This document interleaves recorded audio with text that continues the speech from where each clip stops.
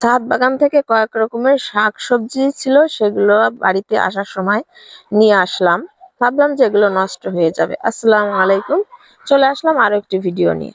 এখন যেহেতু গ্রামের বাড়িতে আছি, অর্থাৎ বাবার বাড়িতে আছি, তো বাড়িতে আসলে আমি সব সময় একটু অতীত স্মৃতি তো সবার মনে পড়ে যায়, এবং বাবার বাড়িতে আসলে সেই ছেলেবেলার বেড়ে ওঠার সেই দিনগুলো খুব মনে পড়ে।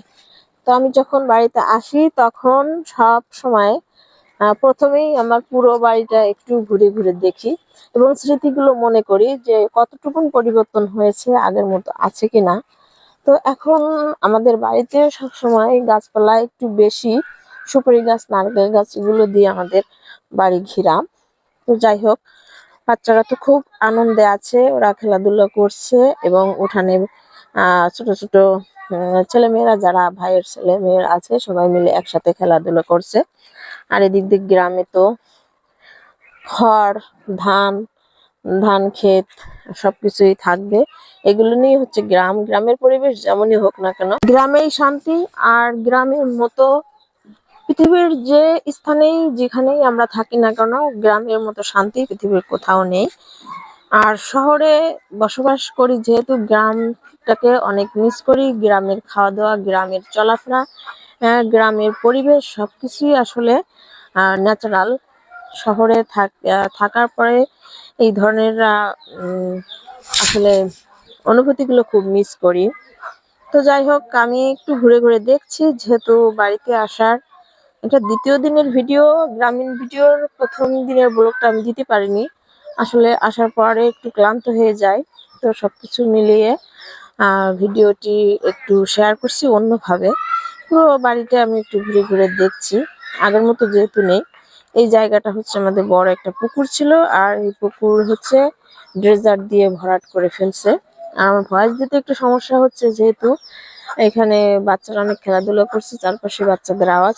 আমার মায়ের বয়স হয়েছে, তারপরও তার গাছ লাগানোর শখ এখনো রয়ে গেছে। বাড়িতে প্রচুর পরিমাণ গাছপালা, সুপারি গাছ, নারকেল গাছ, আম গাছ, ভ্যারাইটিস গাছ থেকে শুরু করে, কলা গাছ থেকে শুরু করে লাউ শাক, তারপরে হচ্ছে যে কোনো তরকারি বলতে শাকসবজি সবসময় চাষ করে। আর এই যে যে গোলাপ ফুলটা দেখছেন, এই ফুল গাছটার বয়স হচ্ছে অনেক বছর। স্কুল লাইফ থেকে শুরু করে এই গাছটা অনেক বছর যাবত অব্দি আছে, এখনো গোলাপ ফুলটা গাছটা সেভাবেই রয়েছে। আমার মা গাছের অনেক যত্ন করে, ফুল গাছ লাগায়। তো বাড়িটা ঘুরতে ঘুরতে একবারে বাড়ির এক পাশ থেকে শুরু করে শেষ মাথা অব্দি ঘুরে ঘুরে আমি ভিডিও করেছি।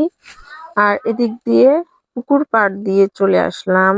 এখানে হচ্ছে একটু বাউন্ডারি করেছে, কিছু একটা এখানে করা হবে। তো আমি বিষয়টা বুঝতে পারলাম না, পরে জিজ্ঞেস করলাম এখানে কি করা হবে।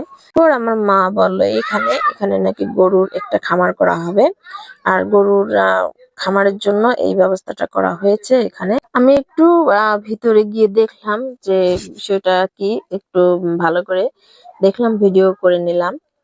তো অনেক সুন্দর করে করেছে। এখানে আরো কাজ বাকি আছে এই খামারের মধ্যে।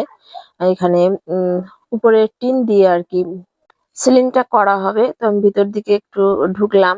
তো পুরোটা খামারের মধ্যে কিভাবে আর কি তৈরি করা হয়েছে, তো একটু ভিডিও করে আপনাদের দেখিয়ে দিলাম। তো বিষয়টা ভালোই লাগছে আমার কাছে। আর এখানে জায়গাও মোটামুটি ছিল।